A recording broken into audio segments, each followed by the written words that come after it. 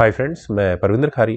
Friends, आज की यह हमारी गेम केदार वेलापुरकर की एक वीडियो रिकमेंडेशन है। उन्होंने मुझसे टाटा स्टील चेस इंडिया की एक गेम के ऊपर वीडियो बनाने के लिए कहा था, लेकिन मैंने जो गेम बनाई है वो टाटा स्टील चेस की है, पर वो विकिंजी नीदरलैंड्स में खेली गई थी।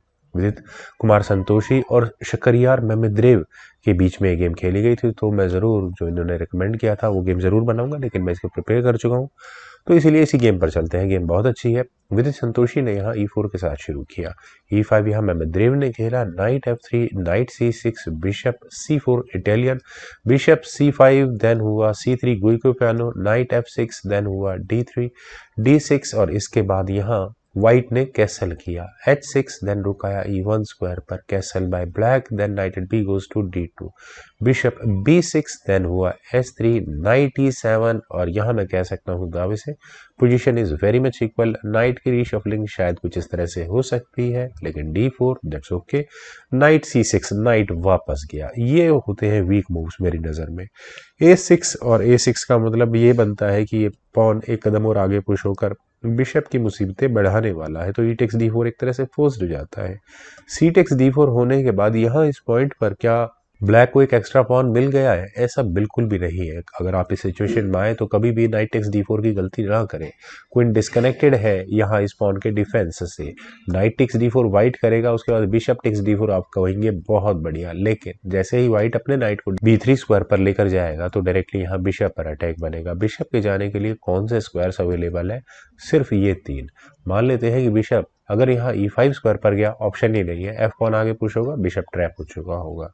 दूसरा, अगर बिशप B6 स्क्वायर पर लेकर जाया गया तो ए पॉन आगे पुश होगा, बिशप C5 स्क्वायर पर जाएगा, knight takes C5, D takes C5 और मेरे ख्याल से ई पॉन आगे पुश होने के बाद सारा पोजिशनल एडवांटेज डेफिनेटली व्हाइट को ही मिलेगा। खैर, चलते हैं गेम पर। यहाँ खेला गया D5 के बिशप पर अटैक बना। E takes D5, knight takes D5, then हुआ B3, बिशप पर चलिए डिफेंस हो गया, स्ट्रॉन्ग बिशप बन चुका है। बिशप E6, देन नाइट आया E4 स्क्वायर पर और यहाँ से अभी तो नाइट के लिए आउटपोस्ट नहीं नजर आ रही है। Rook E8 from black side, then bishop आया B2 स्क्वायर पर और बिशप मैं मानता हूँ बहुत अच्छे स्क्वायर पर आ चुका है। नाइट A5 और यहाँ जो dangerous light squad bishop white का आ चुका है। मेहमेद्रेव उसे एलिमिनेट करना चाहते हैं, लेकिन उससे पहले नाइट E5 और नाइट के E5 स्क्वायर पर आने के बाद कहाँ प्रेशर बनेगा इस गेम में। खैर, बहुत अच्छी आउटपोस्ट इस यहाँ नाइट के लिए है। C6 और फ्रेंड्स C6 होने के बाद चलिए क्वीन गई यहाँ से F3 स्क्वायर पर और क्वीन के F3 स्क्वायर पर आने के बाद पोटेंशियल थ्रेट्स क्रिएट होते हुए नजर तो आने लगे हैं। F6 नाइट पर अटैक, तो नाइट गया वापस D3 स्क्वायर पर, देन बिशप F7, रुक आया E2 स्क्वायर पर।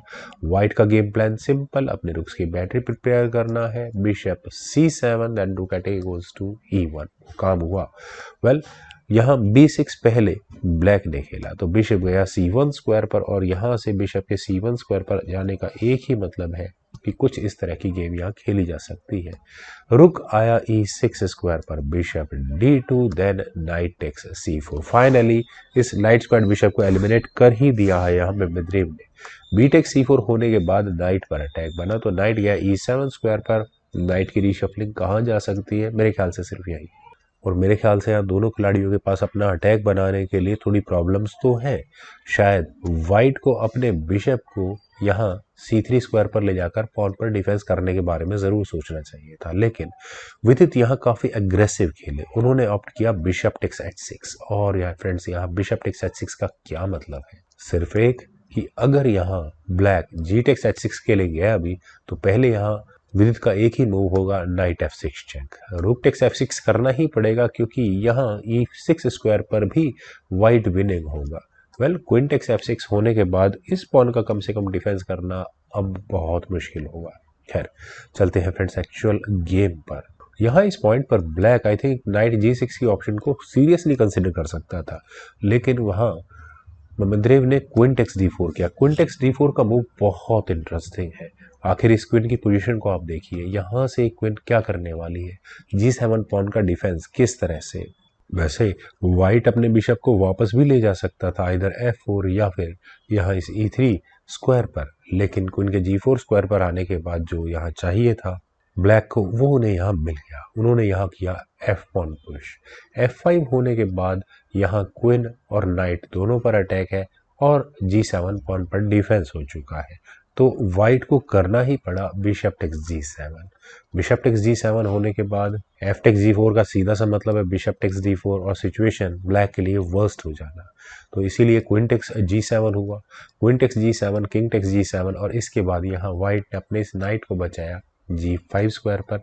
बिशप नो एग्जैक्टली रुक पर अटैक है। Rook takes E2, rook takes E2।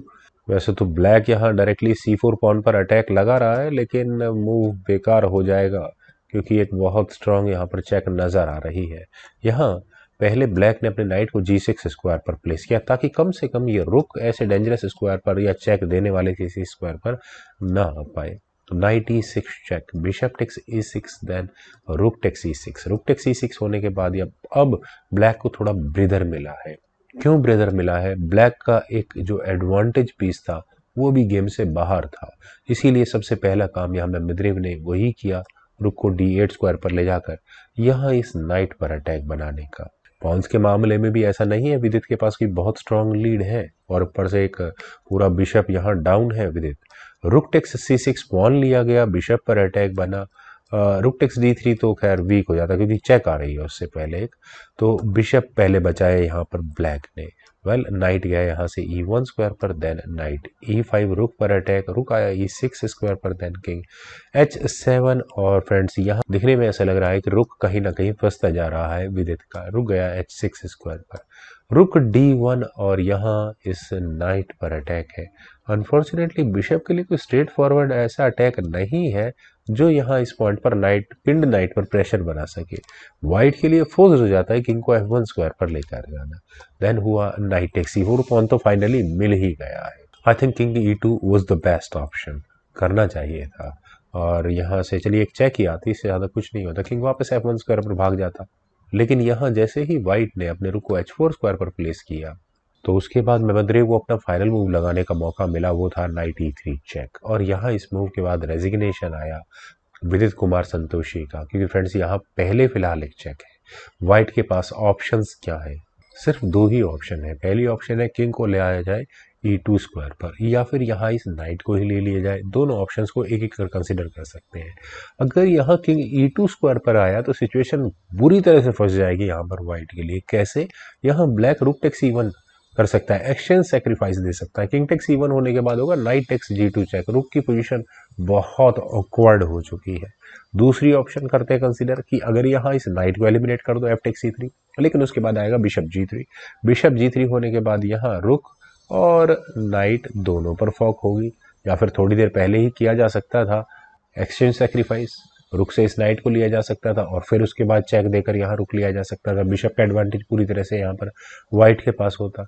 मान लेते हैं कि अगर यहाँ से ही काम आगे बढ़ेगी तो रुक H7 check, king G6 square पर, उसके बाद किंग E2, लेकिन rook takes E1 with check. तो फ्रेंड्स बहुत ही इंटरेस्टिंग गेम थी। मुझे उम्मीद है कि आप सभी लोगों को ये गेम ज़रूर पसंद आई होगी। तो आप लोग इस वीडियो को लाइक करें, शेयर करें और मेरे इस यूट्यूब चैनल चेस गुरु को प्लीज़ सब्सक्राइब ज़रूर करें। आपके कमेंट्स का मुझे बेहद इंतज़ार रहेगा। Thank you for watching and bye for now.